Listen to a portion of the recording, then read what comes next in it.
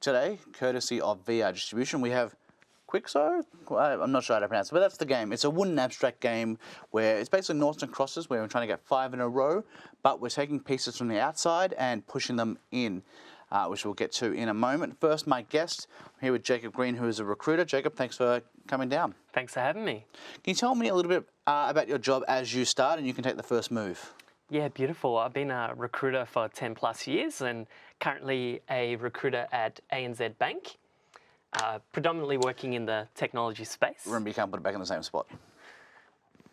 The technology space, looking after roles within the software engineering, IT architecture, testing, release lead space.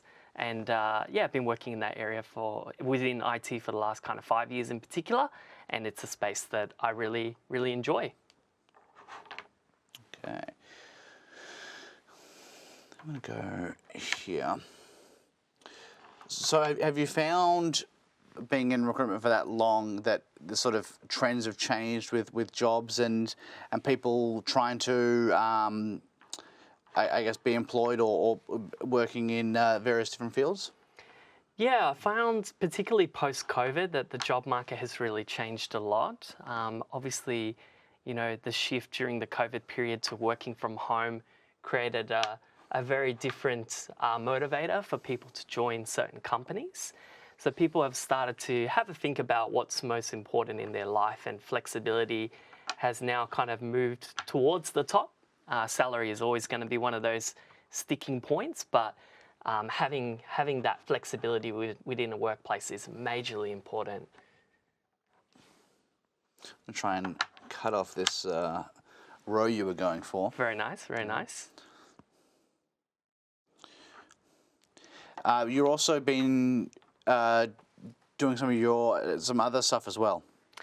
Yeah, so this year I decided to try and test myself and try and get out of the normal day-to-day working life to try different experiences, and it's kind of landed me in a couple of different areas. One, I'm working on a YouTube channel for myself, which is called Aussie Job Seeking, and that's really focused on helping to equip people to find the best opportunities that they can in the job market and how to kind of position themselves as best as they can. And then at the same time, I've linked up with Christopher Kong, who leads a group called the Crouching Tiger Network. And that group is really focused on kind of connecting China with Australia in the workforce, particularly at that kind of board and executive level. And so we're kind of looking at teaming up at the moment for a few different areas, predominantly around the kind of career coaching, guidance, developing skills. And yeah, we're looking at kind of practical, real ways that we can help people in that space to either land their first job or to excel in their career at the moment.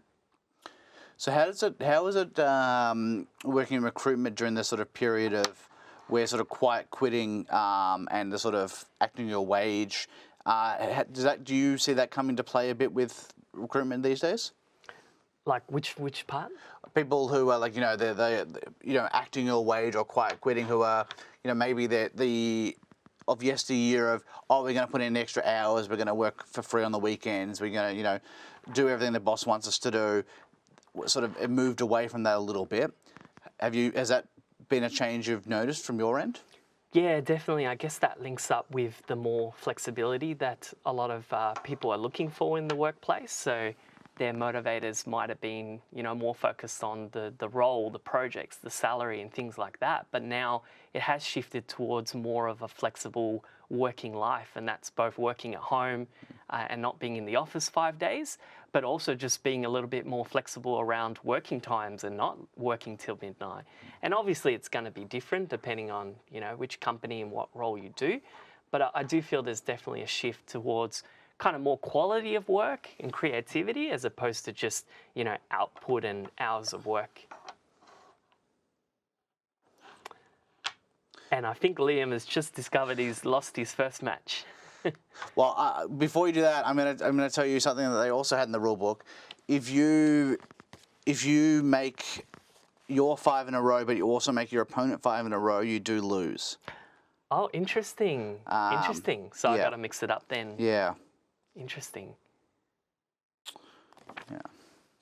Okay. I will mix it up. Well played. No, because that was a naught. So you can only move the blanks or your own ones. Yeah, of course. So I will move it this way then. Yep. Okay. Now I'm in danger. Yep.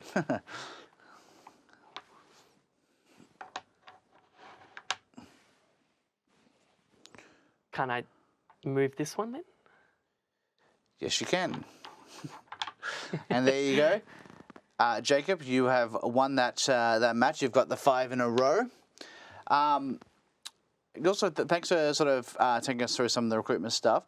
One thing you did mention before we started filming, which I think is worth quickly mentioning, is you decided this year you wanted to approach it like the classic Jim Carrey movie, Yes Man, and sort of be open to more opportunities. And one of them is agreeing to do this. Because we know each other through your brother, who I used to do a podcast with. Can you tell me how that's been personally and professionally for you? Yeah, that's a really good question. Honestly, I do get a little bit anxious on film, and sometimes if I'm not comfortable with certain activities, I just bypass it altogether. So this year I really did try to kind of push myself and get out there and try new experiences. And to be honest, that led me to be where I'm at in some of the side work that I'm doing at the moment. I was even part of a competition for the City of Melbourne as well for a tech startup company called COE. And that again was an opportunity that usually I probably would have said no, but I took Jim Carrey's advice and went for it. And and that led me to meet Chris, who's now my partner for the other activity. So I think for anyone listening, really, if you're willing to kind of put yourself out there, sometimes you don't know who you're going to meet, what kind of experience you might gain. And really, I think there's nothing to lose when you go out and try something.